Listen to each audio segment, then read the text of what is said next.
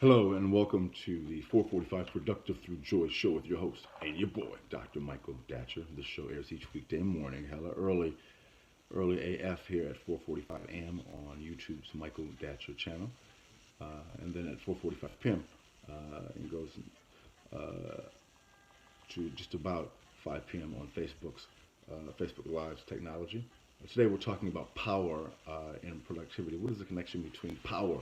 How does power accrue? How do we use power for good? At times power gets a bad name because powerful people at times do bad things with it. But you can actually use power to bring much light to the planet and do a tremendous amount of good. So we're talking about power, why it's important to get it and also to give it away.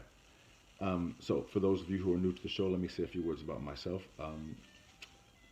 This is your host. Let me first say, if you are enjoying the show, please share this on your social media platforms. Let people know about this show. Let me say a few words about the show itself. Again, this show we speak to groups, schools, and organizations around the country, and we also, of course, have live one-on-one um, coaching for individuals who are simply trying to elevate their game in various levels, especially for entrepreneurs. You can go to productivethroughjoy.com, see about us. Use your desktop. We noticed that our mobile version, there's a glitch in it. It's not the same as the desktop. There's been some type of a glitch. We're getting that fixed now. So, but the mobile version, of course, is the same as it has always been. So check that out. Allow me now to say a few words about myself. This is your host and your boy, Dr. Michael Datcher. I am the author of the New York Times bestseller, Raising Fences, which was a Today Show Book of the Month pick. That book's film rights were optioned by the actor Will Smith, whose people called my people, and I eventually agreed to write the screenplay for that particular project. That book was also a Today Show Book of the Month pick and many other things.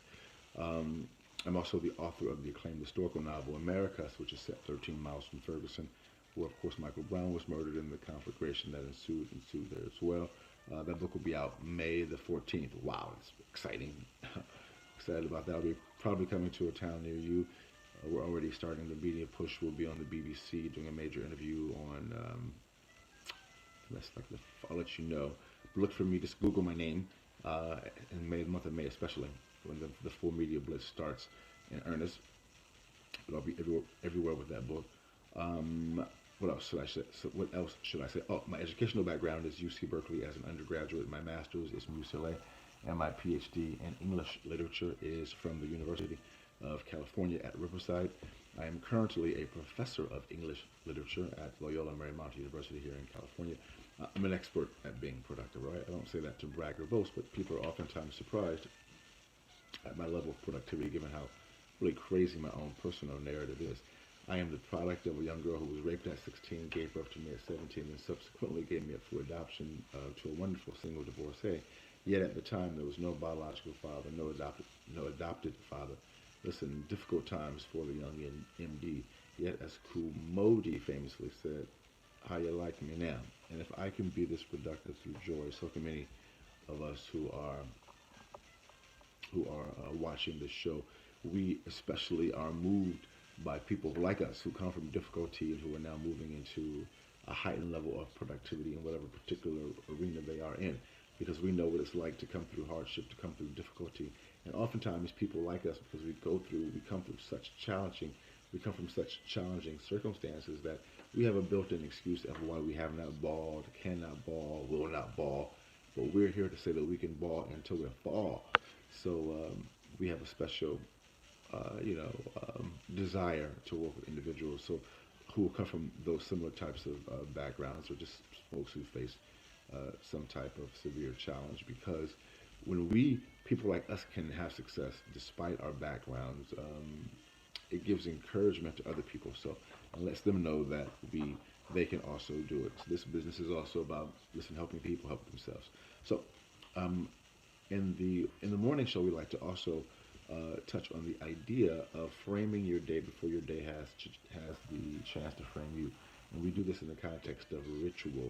Ritual can be defined as doing the same thing at around the same time. Let me give you a brief sense of this by going through briefly my morning ritual. So in the mornings I wake up at 3:30, including this morning, actually a little earlier this morning. I get some extra work done, which is crazy. I read a couple of spiritual business books. I do our show at right now at 4:45 until 5. At 5, I work on my current novel until basically sunrise. I live here in Venice Beach, California, right by the coast here. So I just bring my drum. I walk out to the beach. I drum. I meditate, do yoga, it's Pilates, all this stuff. Not Pilates. Yoga, yoga, meditate. I do Pilates in the gym, not on the beach. I want to get all sandy. Um, and so um, And then I come back to the house and work on my current book for a while longer, then go back to the beach to run up the coast, all the way past Santa Monica's Pier, all the way back here to Venice to go to my gym, um, run to my gym, Gold's Gym, to get my buff on, to get my workout in. So guys, by basically 9:30, I'm feeling amazing. My body is being flooded with endorphins, and that endorphin release gives me a sense of euphoria that I can then leverage to move myself towards my goals and objectives. Now, we're not saying do what I do. We're saying do what you do, and we help people do what they do, and do what they should be doing, all right, which is being vibrant, being abundant, and being in the joy. So I'm reading 3 great books now as a part of my morning reading that I just referenced. I'm reading a book called The Nag Hammadi Library or Reader. There's various copies of this, versions of it. That's a book of ancient spiritual scriptures, basically 2nd, 3rd century, really super interesting. I'm reading a book also called Owning the Moment, which is a book which is what it sounds like the title suggests. A book about identifying the moment and really owning it from a spiritual perspective. And I'm also reading a book called Cash in a Flash, which is a book that kind of combines entrepreneurial and spiritual metaphysical techniques. That book is really dynamite. Look for that book, Cash in a Flash. That's a game changer.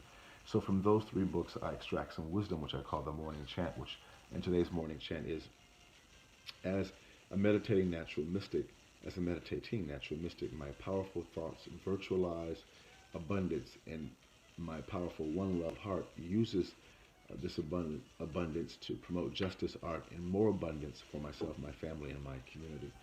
Um, and so I think about that idea throughout the day, but also create the morning and afternoon shows based upon that reading. So every show is rooted in some type of a spiritual business modality. So they were talking about power and productivity. What is the key, the connection between power and productivity? So again, if you're enjoying the show, please share this on your social media networks. Definitely go to Productive Through Joy. In that corner, hit that subscribe button, become a subscriber. Definitely go to, I'm sorry, that's YouTube. Hit the YouTube subscribe button. Go to Productive Through Joy. Have me come out, speak to your group, school, organization, or just take advantage of our one-on-one coaching that we provide, which is very powerful as well. It's good matching. Hanging out with your boy. Thanks for being here, guys. Let's start. So today, again, we're talking about productivity and power. And so point 1 is you want to have as an objective, as an intention, you want to get you some power.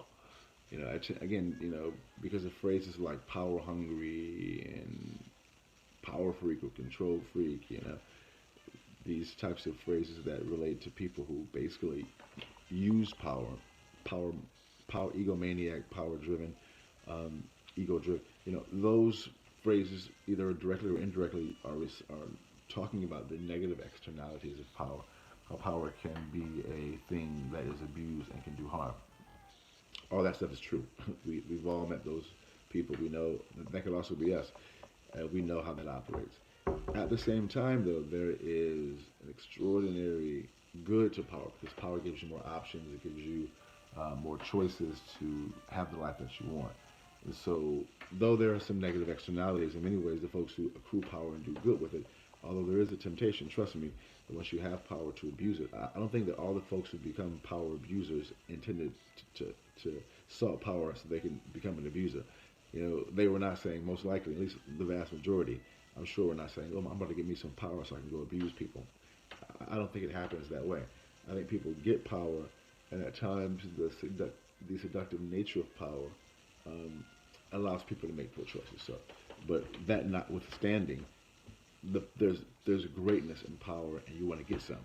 But in order to have that as a particular intention, you have to set it up, which goes into point 2. Once you set power as an intention, the thing that you want to actually get, then you want to go about getting it. As Too Short said, you should be getting it, right? Um, and so, how do you get power? Well, we argue and promote and demonstrate that you want to get power from the inside out, right? It's like when you plug in your charger into the wall. The metal prongs go inside of the wall, and then the power comes out. Excuse me, let me clear my throat after I yawn. Pardon me, it's early in the morning here, guys. uh, so once you Yeah, so when you plug in an outlet, a power adapter into a wall, it's going inside. The metal prongs go inside because the power actually is inside the wall. In the same way, our power is inside our this epidermis wall that we have. You want to go inside. We help people with meditation, yoga, Pilates, other types of spiritual modalities, uh, depending upon their schedule. At times, their belief. Because at times we do prayer, and it depends on people's belief systems, but that's like just optional. And again, depending on individual circumstance. But those modalities, in our experience, all have a certain power that is undeniable. So you want to build from the inside out, which goes into our third point. As you begin to build power from the inside out, what you're going to see absolutely is an uptick in productivity. You're going to shine more. You're going to be brighter. And when you shine more and you're brighter, you're going to attract people to you. And when you attract the people who can really help you do what needs to be done, because it does take a team to be most effective, that's when you are going to see the uptick in productivity, and that's when you're going to feel your life changing, and that's when you're going to be able to resource your family, your community in a way that's going to be inspiring to you and all those who come into contact with you. Boom, that's it for today's show. Thanks for being here. Definitely go to productivethroughjoy.com. Use your desktop to browse it, to find it, not your mobile app, because there's a glitch in our mobile app system. Not sure why that's the case, but that's being worked on now. Have me come out and speak to your group, school, organization. Look for me in the world in May 14th. My novel, Americus, will be out all over the country. Look for that on Third World Press. I'll be traveling, doing a bunch of media stuff, so look for me out and about. I think that's it. Thanks for being here. We'll see you this afternoon at 4:45 p.m. Until then, let's talk about it and be about it. Deuces.